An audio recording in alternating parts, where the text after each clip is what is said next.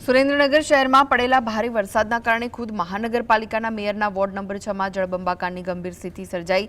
આ વિસ્તારની અંદાજે 120 જેટલી શેરીઓમાં વરસાદી પાણી ભરાઈ જવાના કારણે સ્થાનિક લોકોના ઘરોમાં પાણી ઘૂસી ગયા, જેનાથી જનજીવન સંપૂર્ણપણે અસ્તવ્યસ્ત થઈ ગયું। ઠેર ઠેર ગંદકીનું સામ્રાજ્ય જોવા મળતા ગંભીર રોગચાળો ફાટી નીકળવાની દહેશત ઊભી થઈ। આ વિકટ પરિસ્થિતિનો તાગ મેળવવા પહોંચેલા મેયરના પીએ અને કોર્પોરેટરોને રોષે ભરાયેલા સ્થાનિક લોકોએ ઘેરી લીધા। जनताए प्री मॉन्सून कामगीरी पाछळ फाळवવામાં આવેલી ગ્રાન્ટના વપરાશ સામે સળગતા સવાલ ઉઠાવ્યા। વહેલી તકે સમસ્યાના કાયમી નિરાકરણની ઉગ્ર માંગ કરી।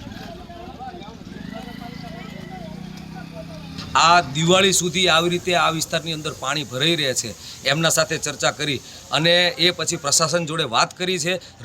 રચનાત્મક રાજનીતિના ભાગરૂપે અમે લોકોએ સૌએ પ્રશાસનને વાત કરી છે। પ્રશાસન આવી અને અહીંયા ખાતરી આપી છે કે આ બધાય પાણી છે એ આવતીકાલે ઉલેચી નીકળી જશે।